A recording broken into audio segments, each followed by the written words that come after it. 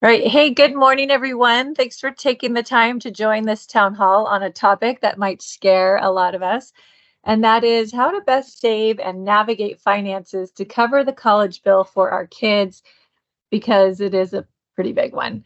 Providing our kids with a quality education is a major financial commitment.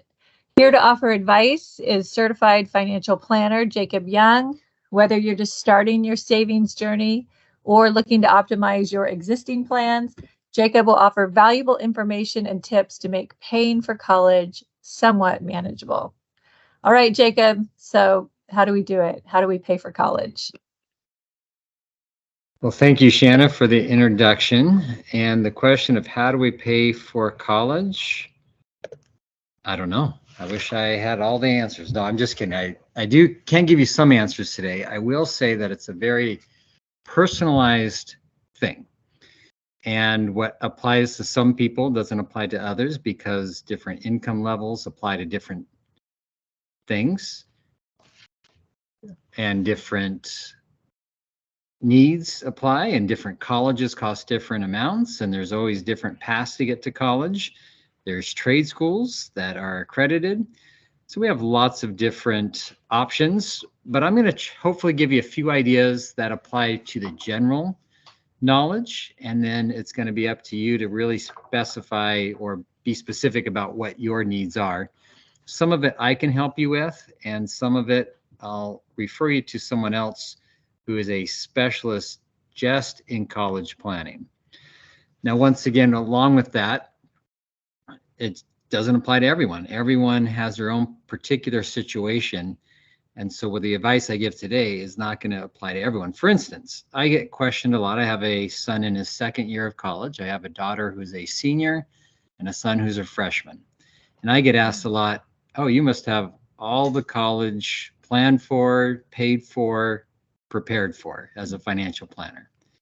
And I shock a lot of people when I say, actually, I don't, for a couple of reasons. First of all, I run a business and there wasn't always extra money to put away for college.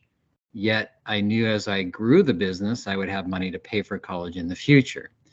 The second thing is I want my kids to have some financial responsibility in their college. So I wasn't going to pay for all of their college. I wanted them to have some, I'll call it skin in the game, as well as my son knew what university he wanted to be in. He knows what he wants to do.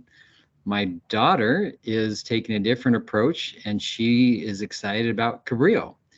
And there's different planning stages for each one. Had I planned specifically for each one to go to a private school, that would have thrown things off.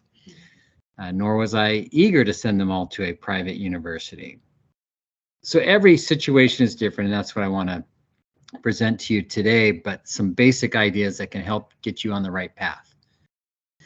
So I want to refer you to Steve Shapiro, and not to say he's the solution to everything. In fact, with the financial planning that Granite is providing to you as employees of Graniterock, we can help you with the majority of the college plan that you need. Steve Shapiro is someone, when you are right at the stage of applying for colleges, or a couple years before, actually, I'll say 2 or 3 years before, and you have a good idea of what your child wants, at least an idea, and the period for saving for college has really passed. To put away enough for college in 2 or 3 years before your child leaves really is not a viable solution. Steve Shapiro, who runs Tuition Solutions Now, is very well known on, or knows a lot about how to, what we call, get the sticker price down of college. That could be through private schools where they say, this is our cost, but we have some merit aid or some other financial aid for you, to making you look good on what they call the FAFSA, the application for financial aid through the government, and a few other tricks up his sleeve. I'll be going over some of his presentation, or his the things that he implements for people that I would refer to you to do if you're in the next 2 to 3 years before college starts. But as far as saving for college, that's something that we can help you with, and at least trying to analyze and help you see your situation. So just the difference of saving versus paying for college. When your children are young, that's when you can save for college. And I'll go over a few ideas for that today. But when you're less time to save, when you're right around the corner from college, that's when someone like Steve Shapiro, and that's when you have to do college planning or cost planning. Here's some examples of the cost of universities for 2023 and 2024. Just look at the cheapest one on there, which is Cal State University, somewhere, the various ones within California in state. Those are $30,000. Now, sometimes you can keep that price down, and a lot of times the price goes even above that, depending on what sort of major your child is in and where that location is at. So UCs are a little more pricey in the tuition, depending on the area they live in. And then private school, you can see where that average cost is, although that price comes down significantly with other sorts of means that you want to try to implement. And then there's, of course, out-of-state colleges, especially if they call them what the flagship colleges, the big ones that everyone knows their names and wants to be there. Those are going to be pricey. Now, there is something called a Western undergrad education exchange. It's called a WUI for short. And you can get CSU and UC prices of out-of-state schools if they're on that program. Just as an example, my son is at Northern Arizona University, and he's paying similar costs to that Cal State University fee you see there. So planning ahead, it's just going to help you avoid common mistakes. If you try to put it all together in a very short amount of time, you might forget something, omit something, could have done something a little differently. So it's always good to plan ahead, and it helps you make those decisions a little more knowledgeable as we can gather more information. And stressed and rushed decisions, a lot of times kids will come to you saying, I've decided this is the college I want to go to, and that's not the college that you were planning or even had in mind. And you tell your child, well, this just doesn't fit, and they give you those sad puppy eyes saying, well, this is the school I really wanted to go to. I'm not going to any other college but this one. And then you're planning some rushed and stressful decisions, whereas if you've planned ahead of time, you may know what to do and how to plan for things like that, depending on what your needs and goals are for your kids. And then, just keeping college debt down. I think college debt is not the worst thing in the world, and we hear lots of bad things about it. And I do want to stress that it's not good, but it's not the worst thing if you're investing in yourself, if you're taking on debt for yourself. I highly stress not taking on debt or prevent debt for college debt and a sacrifice of your own retirement. You can always borrow for college. You can't borrow for retirement. And there's a lot of lessons to be learned if a kid graduates with college debt of not to be more financially savvy with their money as they get older. Now, once again, I don't want to encourage college debt. We want to try to keep it as low as possible. So it seems like an unpleasant task. Oh, it's going to cost a lot. We'll just deal with it when it comes. But putting it off makes it even harder, especially when you can keep those costs down through various strategies. So let me cover saving for college. And this is my expertise and one that we can help you with. And it's part of the free included planning that Graniterock provides for their employees. So there's several ways you can save for college. One is called an UTMA, Universal Transfer to Minors Acts. In fact, I think I misspelled it there, or reversed the letters, but Universal Transfer to Minors Act. A 529, that's usually the most common or preferred ways to save. You can even save on your own in your own account that you control, called the taxable savings. There's no tax breaks for it, but it's a good way to control the money. And then there's three others that I'm not going to talk about today for the sake of time. And there's limited use of these. So as we plan, maybe one of them applies to you. but there's something they tried to create a few years ago called a Coverdell education account. And it really is a scaled down version of the 529. And so it's not as advantageous to use that a couple times it is, and we could cross that bridge if you need it. Saving in a Roth IRA can be a good strategy depending on your particular situation. And there's even ways to use your retirement accounts, and I'll even add in your home. Back when interest rates were low, there were some advantageous strategies with interest rates high. It's not as good anymore. And retirement accounts, if used properly, can help with college education cost. But that would be very specific, and I wouldn't want to generalize anyone for those things. So 529 accounts. If you see there's only one con there, I'll go over that one first because there's a lot of pros. So there are taxable penalties. It's taxable plus penalties if it's not used for education. So if your child is a good kid and doesn't go to college and decides, and you want to help them buy a house, you want to help them start a business, you can take the money out. Or maybe your kid got a full ride scholarship and you say, great, we're going on a worldwide vacation. You can use that money for yourself. It's just going to cost you some taxes on the growth because you avoided them while you saved in that, and there's some penalties on that for using that. Well, here's all the pros. You can use it tax-free for education, no taxes on the growth if it's used for, and this is an accredited secondary institution. Also foreign institutions qualify depending on if they're accredited. So you can send your kid abroad, around the world, just down the street, as long as it's an accredited secondary education. And there is a new law, this is brand new, that there are some uses for it for K through 12 private schools. It's not as advantageous, but it definitely, you can use it if it's necessary. Income of all levels can contribute. You're not phased out if you have a certain amount of income. You're always in control of this account. Now, there's penalties if you don't use it for education expenses, but you're always in control. If the kid decides not to go to college, gets a full ride scholarship, goes to a trade school, doesn't cost as much as you thought, this is your money. You can do whatever you want with it.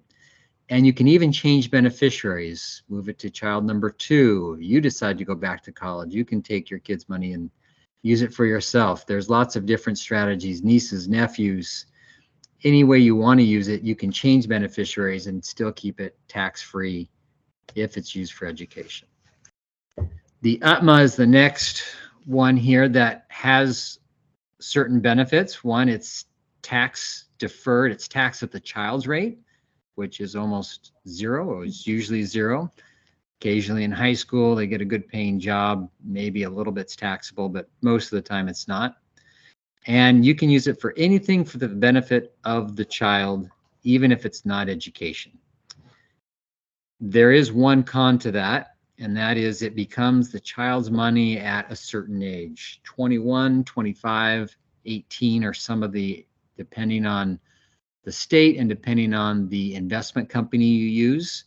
But I know a lot of responsible, great 21-year-olds that just don't understand money. And if this becomes theirs at age 21, they might say, well, I really need this car. It's going to help my education purposes. Well, there's nothing you can do to stop them from using that. However, if you're not sure if your child is going to college, or you're not sure that you want it to be just used for college, as long as it's for the child's benefit, the UTMA has no penalties if it's not used for education. And it has to be used for their benefit. It can't be taken back if they don't do what you request or would like of them. It has to sit there for them. And then taxable savings.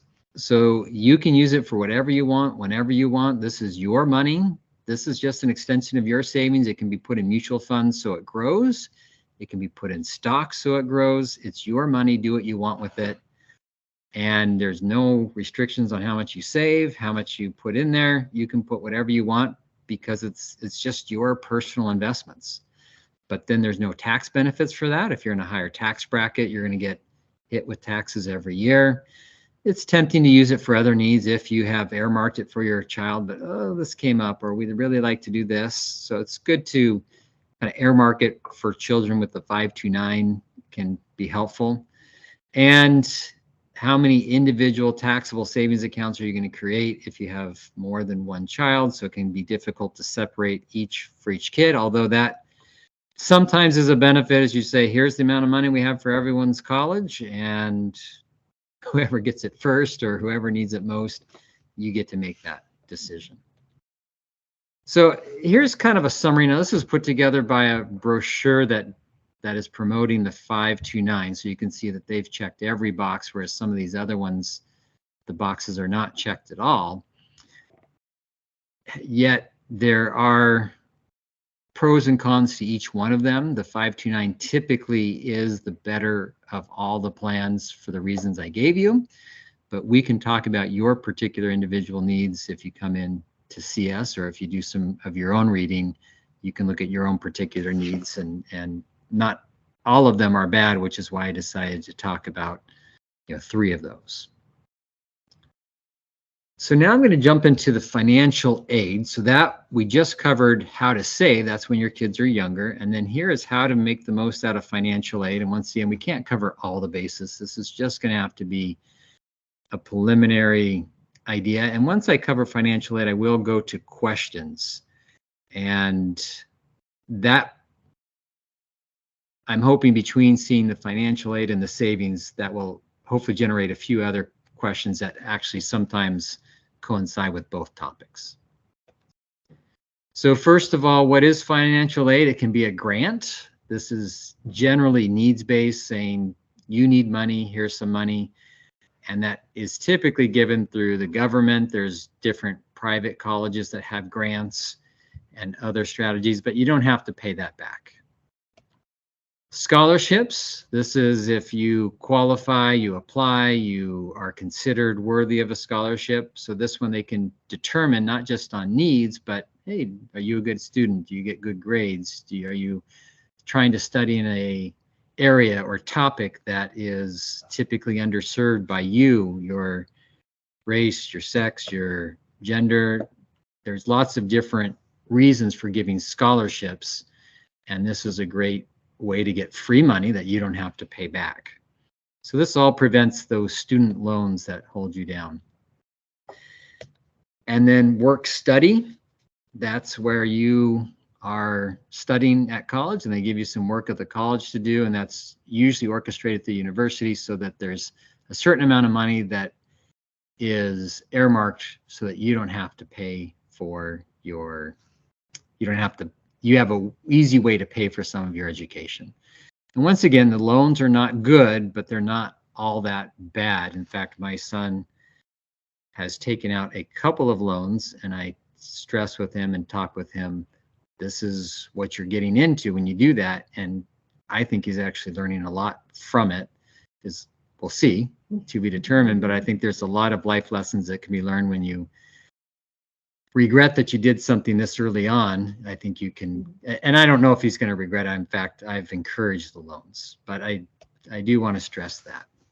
So how do you get financial aid? How do you get the grants, the scholarships that are what we'll call need-based, or the work study? How do you get that? So first of all, it's need-based aid, and the tuition discounts or merit aid, which typically come through private schools, but there's also a few that go through public universities. So then you take the cost of attendance. So take any college that it's going to cost you. Cabrillo is actually free from what I understand right now.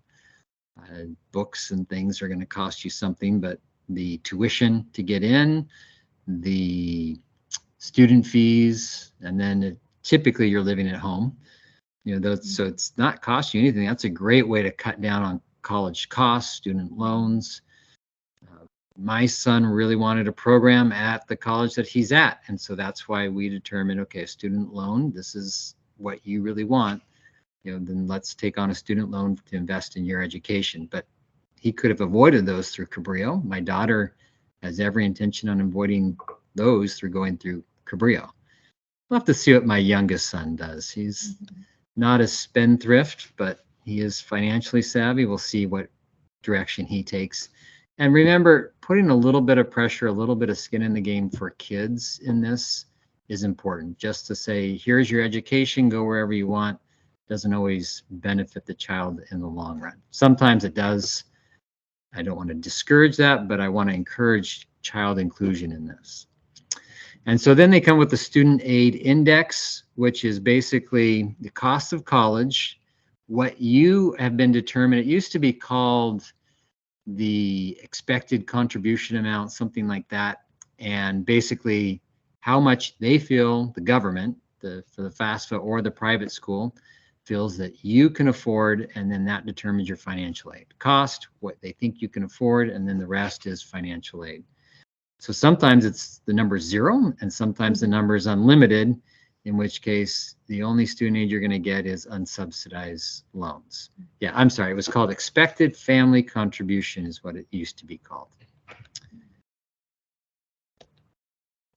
So then you fill out this form called a FAFSA, and it looks at, now here's the trick and the key to the FAFSA, and this is what, if you're at that point where it's time to apply for the student aid, 2 years prior, you want to take a look at this, because they're going to look at, if you think about it, your taxes are done in April. And if you think about it, you can file an extension all the way to October. So to determine what you need to pay for a college starting in September, not everyone has their taxes done. Not everyone's had a chance to look at their taxes, file them. And so the government doesn't look at that year, the same year that you're going. They look at, and you think, okay, well, it must be the previous year that they look at. Well, you're filing taxes for the previous year. So they have to go back 2 years, because that's the first time you're doing your taxes based on the year that we have a complete year for. So they look back 2 years prior on the 1040. So just keep that in mind, so that if there is something like a business that you own, if there is something like an investment that you've inherited, and the money is going to be used for something else, or you've saved a lot of money to actually be used on improving your home or something, or some other need, and you keep that money around when you file your FAFSA, well, they're going to say, well, look at all this money you have. You can put it down. Well, that was really, we saved that for the house. So 2 years prior, you want to look at your current financial situation, get your income in line, maybe use those assets that you were planning on not using for college or education. And then there's a filing date, and this is where I'm a little out of my league as far as what is the filing date. There are companies that will walk you through filling out the FAFSA as perfectly as possible. Someone like Steve Shapiro will give you pointers on how to do it, but you're the one doing it. And there's companies that do the entire thing for you. So consider that. And then it gets applied to private schools. Look at something a little different. They don't look at the FAFSA. They have their own profile on you called the CSS. And that's something, once again, this is a little out of my league. I understand it, but I don't know exactly how to deal with it. Other than private schools, they know they're dealing with people who are generally on the wealthier side. So they are going to look at your FAFSA a little differently. If I could just add one more thing in here, there's the people that don't have hardly anything, and there's lots of financial aid for them. There's the people that have a whole lot of money, and they don't really need, care, or want that. And then there's a lot of us where we're right in the middle. Yeah, you earn a lot of income, but around here it doesn't go so far. But then they compare you to a family in Iowa that lives much better than we do, but with half the income, and that's just the reality of the situation. But the FAFSA looks at on a whole. When you look at private schools, they look at your personal situation, your individual. This is what it costs to live in California. And so there is a lot more flexibility in something like a private school. And I've heard of stories where people could get into a private school for practically the same price as a UC or even a CSU. because of the merit aid and the way the private school looks at your assets. So the merit aid, this is just who we think is worthy of going to our school.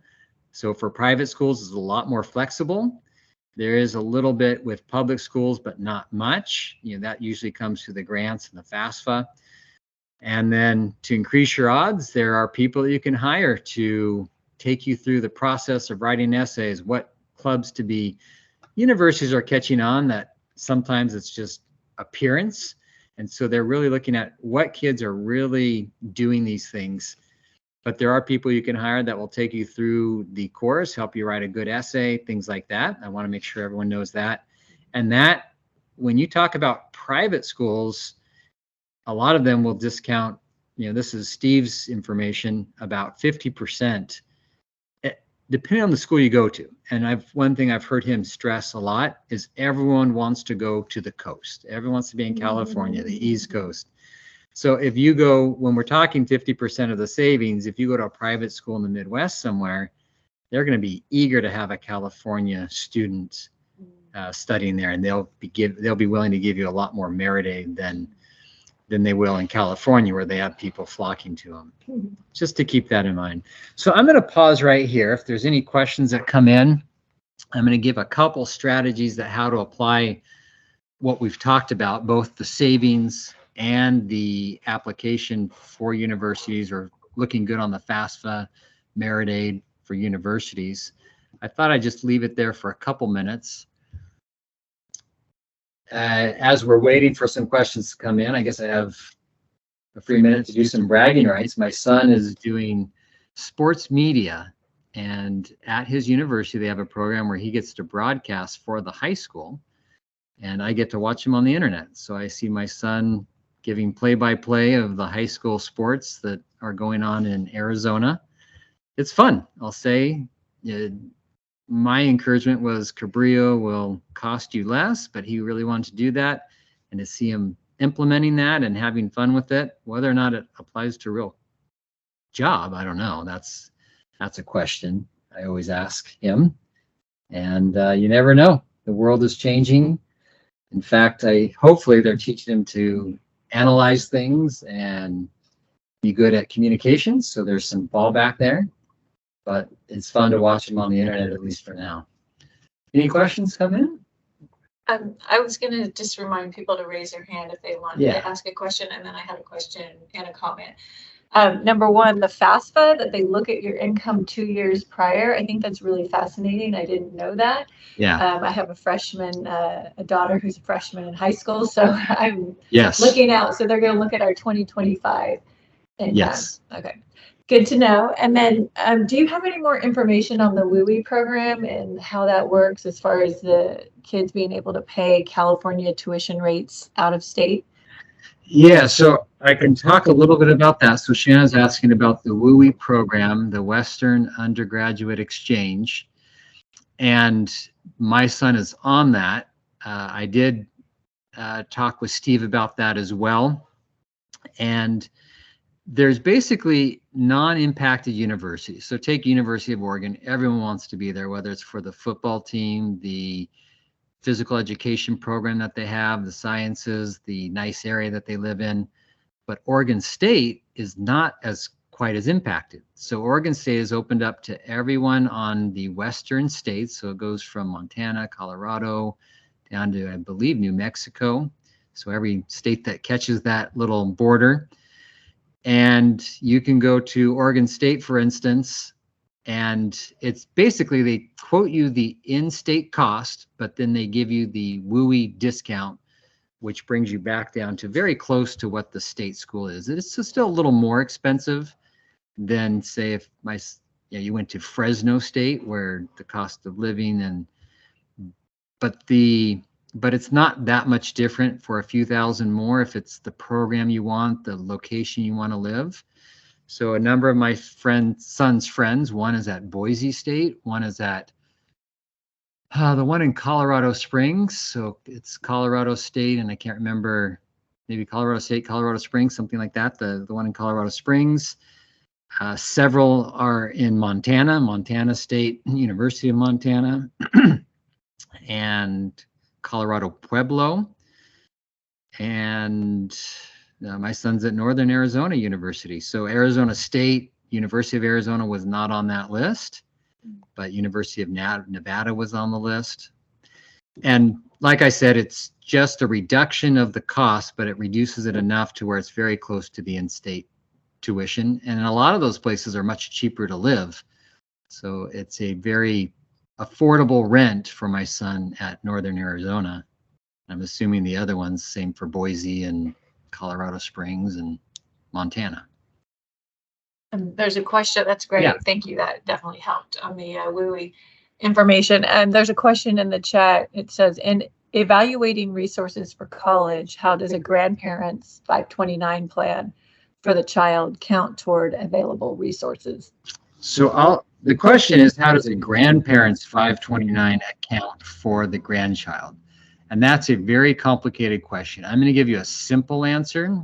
And if it's a concern, or if you're trying to plan around that, and you're going to do some extensive planning anyways, talk to Steve Shapiro. If it's just a matter of we're helping our child, their grandparents have saved money for them, that's something I can help you with on a personal meeting. But I'll give you the quick answer to that. And that is, it doesn't impact them for financial aid. It's the grandparents' money. It's not your money. It's not the child's money. It's the grandparents' money that they have designated for the grandchild. So it doesn't affect them for financial aid. Where it does affect them is when a withdrawal is made and they are the beneficiary, it shows up on the child's tax return, not as a taxable event, but just shows up as they have received some income. So if there's financial aid involved, that could affect the financial aid once the withdrawals are made. So something Steve has coached a lot of people on doing, and this is something minor enough that I can help you with. And that is, you remember the 2-year look back? So when the child is halfway through their junior year, that is the best time to use grandparents' money if financial aid is involved, because then it shows up on not on their junior year, but not until their senior year, because we're looking 2 years back. And by the time they're in their senior year, they've already been awarded the financial aid. So I hope that is a quick enough answer that explains, and I'm happy to explain it more on a personal level. Any other questions come through?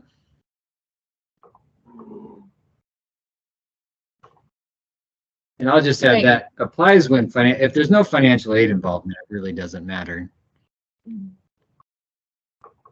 Any other questions out there? Well, there might be some at the end. I'll just go to a couple different strategies, and I want to be respectful of everyone's time here. So these will get a little confusing. I'm going to go over them quickly, but hopefully something resonates. You say, oh, that applies to me. And if it sounds like what I'm speaking of doesn't apply to you, there's a good chance it doesn't, because these are all very individualized. So financial aid positioning. So what do you qualify for need-based financial aid? So how can you reduce that amount that the government says or the private school says, this is what you need to contribute? So choose colleges that are generous with financial aid. So if there's one particular college that you just have to go to, then you're limited. But if you're looking at several, you can ask them, well, what is my expected contribution? Here is our financial basis. What are you looking for? And a lot of times, especially at private schools, they're looking at people that have a lot more money than you do, and they're willing to give you some more need-based financial aid. What if you don't qualify for it? Well, how are you going to pay for the full cost through a public college? There's loans that are available to kids. There are other work-study programs. There are other ways. You just need to plan that out, determine how to pay for it. And then colleges will give you private colleges are usually generous with merit aid. They have a sticker price that someone goes in. It's kind of like buying a car, I guess. I don't know if cars are sold this way anymore, but it used to be that you'd have a sticker price on the car and you go in and negotiate, here's what I feel like I can pay. And they say, well, we can do this. And a lot of private schools will negotiate with you. They need people in their colleges, and they don't need the exact same price that they're put on their sticker or their advertised price. And then there are some net price calculators you can use for colleges, but you have to be careful with some of those. They're not as helpful as you'd hope that they would be. Tax strategies.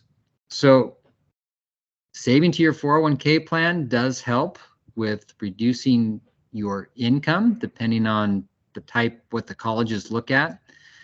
So you can show that you have less income by maximizing that 401k plan. The 529 plans, so here's what I was alluding to with Shanna, is you just want to be careful how you take the money out and where you use it. If I've met people who have said, well, the 529 plan I'm using for my kid finished college, I still have 529, I'm going to help them pay off their student loans. Well, 529s cannot be used for student loans. They can be used to pay off education expenses, tuition, room and board, other expenses, but not, it specifically says you can't buy transportation with it, you can't pay down debt with it. So you just have to be careful about using the 529, but using too much too soon could create that, lose a little bit of tax financial aid, as I was explaining to Shanna. So you just want to be careful about using a 529. Just plan around it. So whether you meet with Steve, if college is right on the doorstep, or you meet with me about using a 529, we'll talk about if the 529 is best if your kids are younger. And when your child is a sophomore in high school, that's when you want to start doing some of these plans. So remember your income. That's when you want to start managing your income when they hit their sophomore year. So Shanna, just a few years away.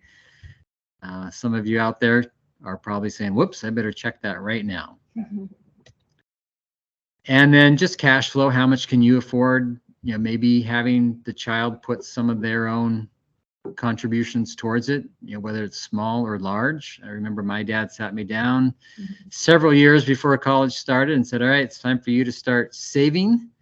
And he put half the money in, I put the other half, and we slowly had this transition where I was saving the full amount within, you know, I think my senior year or something like that. But he helped me, and I had money saved for college.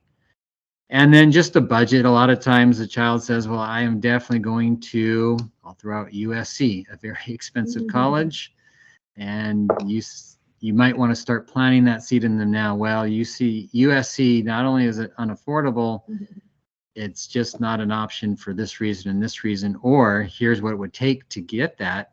And the child says, oh, I don't want that. That's not. And then I can't stress enough, it worked for me. The community college was a great fit for me. And when I hear people talking about how much college costs, a lot of that is room and board, living on campus. And there are some great universities locally that you paying a little extra money, a little extra time for the commuting saves you a lot of money. So I don't like hearing that the debt was necessary or it was unaffordable to go to college. You know, those can be worked around with proper planning. I just like stressing that. And so I just want to once again put Steve Shapiro's name out there. This is for those that are 4 or 5 years from college, definitely 1, 2, or 3 years from college. And once you're trying to devise a strategy to actually pay for it, he's perfect. If you're just trying to save for it, that will be included in a Graniterock all-inclusive financial plan that we prepare for. And so I just want to remind you of what those are. This is the financial planning snapshot, which includes just the education cost planning, if you can see there, as well as we coordinate that with your retirement. If you recall earlier, I said you can always borrow for education. You can't borrow for retirement. I have seen several people throw their retirement under the bus also that their kids could go to the exact college that they wanted to. And it's something I don't agree with. Yet, if that's your goal, we can help you do that. Or we'll just plan how long you have to work or what little income you have, but we can help you with that. This is your goal, your plan. And then we do have the more detailed ones if you really want to do an in-depth analysis of coordinating all the moving parts, we can do that. That costs a little bit. We give you the same discount that you'd get from the Graniterock, the part that they pay. So we do have a couple questions. Do you want me to? Okay, here's the next one. When is the right time to push back on expected financial contribution? After they get accepted, how do I do it?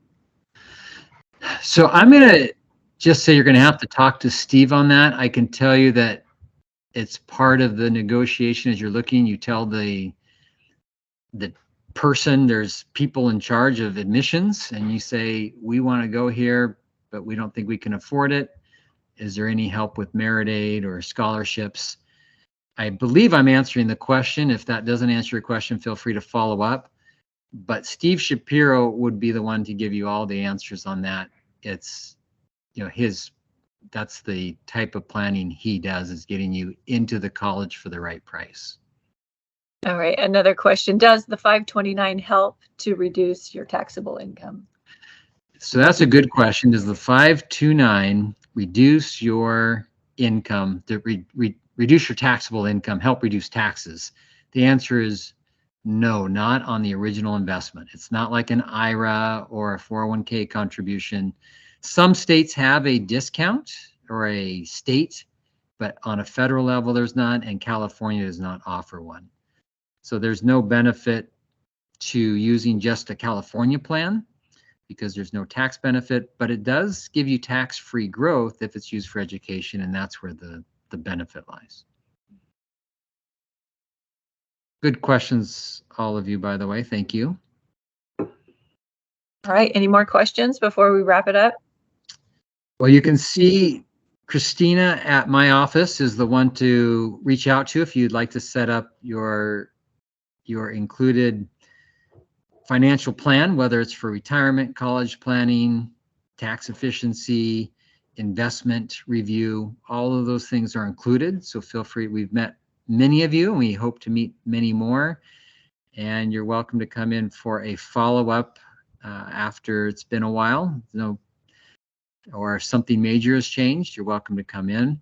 But here's the phone number and the email. And we're just down the street from the main campus here. So if you're in the neighborhood, you're welcome to schedule an appointment. You don't have to go too far for an appointment.